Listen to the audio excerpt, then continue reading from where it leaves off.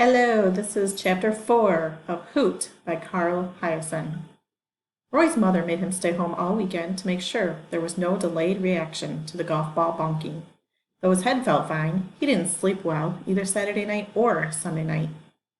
On the way to school Monday morning, his mother asked what was bothering him. Roy said it was nothing, which wasn't true. He was worried about what would happen when Dana Matherson caught up with him. But Dana was nowhere to be seen at Trace Middle.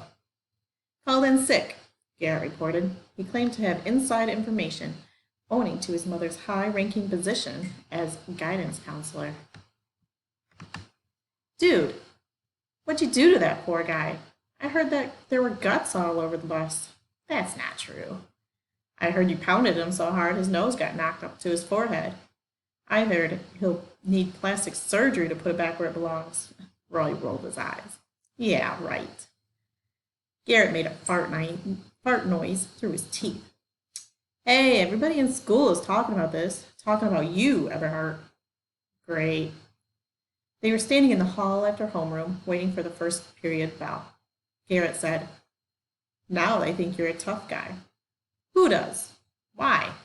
Roy didn't want to be thought of as tough. He didn't particularly want to be thought of at all. He just wanted to blend in quietly and not be noticed, like a bug on a riverbank. They think you're tough, Garrett went on. Nobody's ever slugged a Matherson before. Apparently Dana had 3 older brothers, none of whom was remembered fondly at Trace Middle. What'd you put in your apology letter? Dear Dana, I'm sorry I thumped you. Please don't break every bone in my body. Give me one good arm so at least I can feed myself. You're so funny, Roy said dryly. The truth was, Garrett was pretty funny. What do you think that Grill is going to do next time he sees you? He said to Roy. If I was you, I'd start thinking about plastic surgery myself so that Dana wouldn't recognize me. Seriously, man. Garrett, I need a favor. What, a place to hide? Try the South Pole. The bell rang and streams of students filled the hall. Roy pulled Garrett aside. There's a tall girl with curly blonde hair. She wears red glasses. Garrett looked alarmed. Don't tell me. Tell you what? You got the hots for Beatrice Leap? That's her name? Roy figured it had been at least 100 years since anyone had named their daughter Beatrice. No wonder she was such a sorehead. What do you know about her? He asked Garrett. I know enough to stay out of her way. She's a major soccer jock, Garrett said, with a major attitude. I can't believe you got the hots for her. I don't even know her, Roy protested. She's hacked off me for some crazy reason, and I'm just trying to figure out why. Garrett groaned. First Dana Matherson, now Beatrice the Bear. You got a death wish text? Tell me about her. What's her story? Not now. We're going to be late for class. Come on, Roy said, please. Garrett stepped closer, checking nervously over his shoulder. Here's all you need to know about Beatrice Leap, he said in a whisper. Last year, one of the star linebackers for Graham High snuck up from behind and slapped her on the bottom. This was at the Big Cypress Mall, broad daylight. Beatrice chased the guy down and heaved him into the fountain, broke his collarbone in 3 places. Out for the season. No way, said Roy. Maybe you ought to think about Catholic school. Roy gave a hollow laugh. Too bad we're Methodists. Then convert, dude, Garrett said seriously. Officer David Delinko looked forward to getting up early to scout the construction site. It was a welcome break from his daily routine, which offered few opportunities for real surveillance. Usually that was left to the detectives. Although Officer Delinko liked the town of Coconut Cove, he had become bored with his job, which mostly involved traffic enforcement. He had joined the police force because he wanted to solve crimes and arrest criminals. Yet, except for the occasional drunk driver, Officer Delinko rarely got to lock anybody up. The handcuffs clipped to his belt were as shiny and unscratched as the day he joined the force, almost 2 years earlier. Vandalism and trespassing weren't big-time crimes, but Officer Delinko was intrigued by the continuing pattern of mischief at the future site of Mother Paula's All-American Pancake House. He had a hunch that the culprit or culprits intended something more serious than juvenile pranks. Since the police chief was getting pressure to stop the incidents, Officer Delinko knew that catching the vandals would be a feather in his cap, and possibly the first step toward a promotion. His long-term career goal was to become a detective, and the Mother Paula case was a chance to show he had the right stuff. On the first Monday after the alligator episode, Officer Delinko set his alarm clock for 5 a.m. He rolled out of bed, took a quick shower, toasted himself a bagel, and headed out for the construction site. It was still dark when he arrived. 3 times he circled the block and saw nothing unusual. Except for a garbage truck, the streets were empty. The police radio was quiet as well. Not much happened in Coconut Cove before dawn. Or after dawn, for that matter, Officer Delinko mused. He parked the squad car next to Leroy Bandit's work trailer and waited for the sun to rise. It promised to be a pretty morning. The sky looked clear with a rim of pink in the east. Officer Delinko wished he'd brought a thermos of coffee because he wasn't accustomed to getting up so early. Once he caught himself sagging behind the steering wheel, so he slapped briskly at his cheeks in order to stay awake. Peering through the fuzzy early morning gray, Officer Delinko thought he saw movement in the open field ahead of him. He flicked on the squad car's headlights, and there, on a grassy mound, marked by a freshly planted survey stake, stood a pair of burrowing owls. Curly hadn't been kidding. These were the dinkiest owls that Officer Delinko had ever seen, only 8 or 9 inches tall. They were dark brown with spotted wings, whitish throats, and piercing amber eyes. Officer Delinko wasn't a bird watcher, but he was intrigued by the toy-sized owls. For several moments they stared at the car, their big eyes blinking uncertainly. Then they took up, chattering to each other as they swooped low over the scrub. Hoping he hadn't scared the birds away from their nest, Officer Delinko turned off his headlights. He rubbed his heavy eyelids and propped his head against the inside of the car window. The glass felt cool against his skin. A mosquito buzzed around his nose, but he was too sleepy to swipe at it. Soon he nodded off, and the next thing he heard was the radio crackle of the dispatcher's voice routinely asking for his location. Officer Delinko fumbled for the microphone and recited the address of the construction site. 10-4, the dispatcher said, signing off. Officer Delinko gradually roused himself. The squad car was hot, but oddly it looked darker outside now than when he'd first arrived. So dark, in fact, that he couldn't see anything, not even the construction trailer.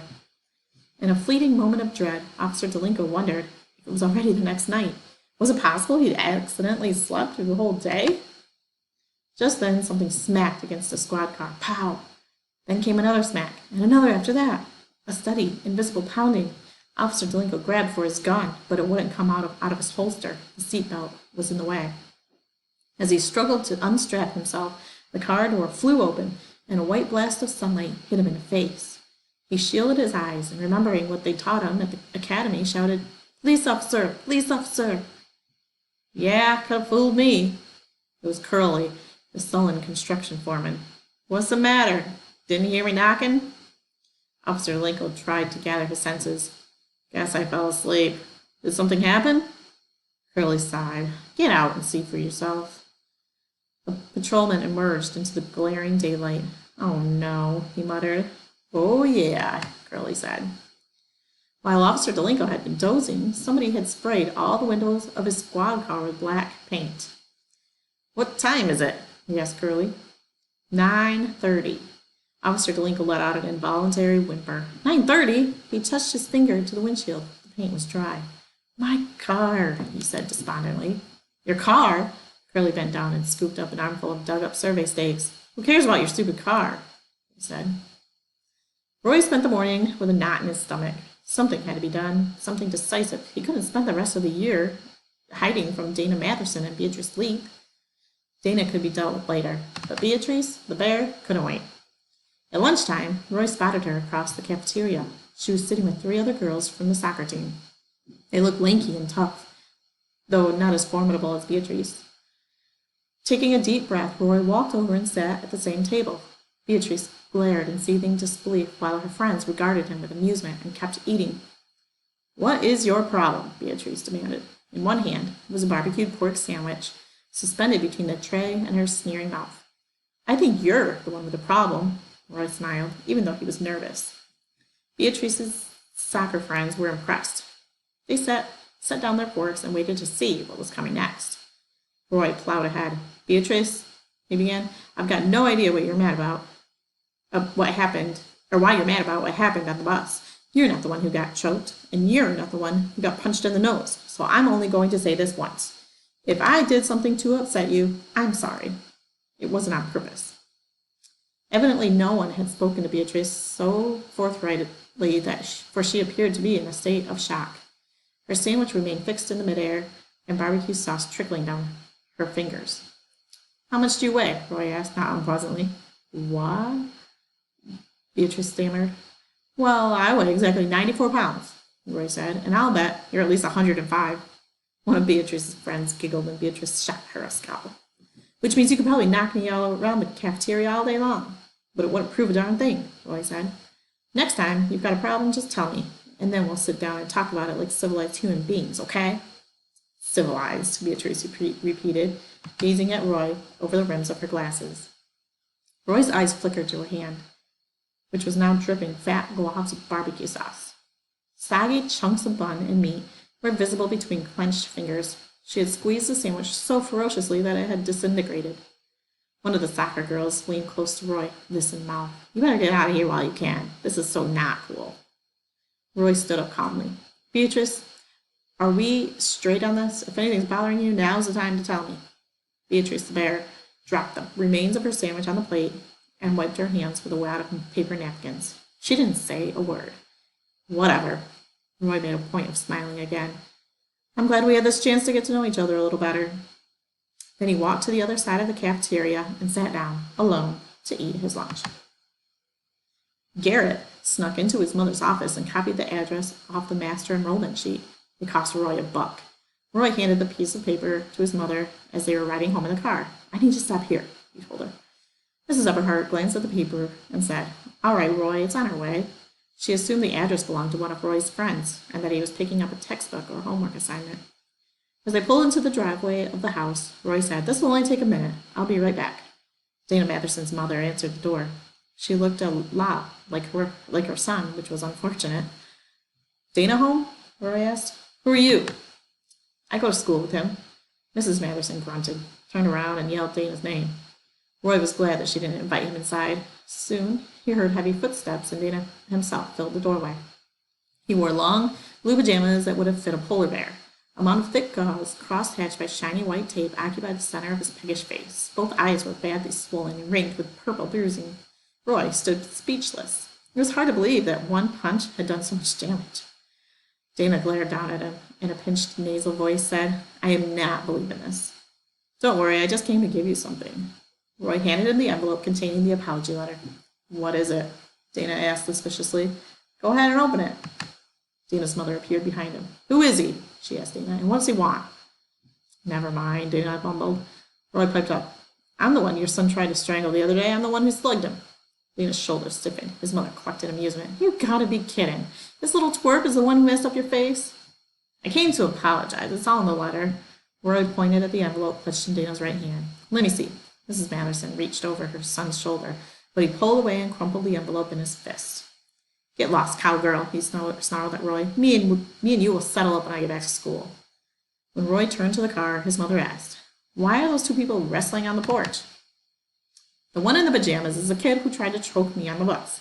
The other one, that's his mother. They're fighting over my apology letter.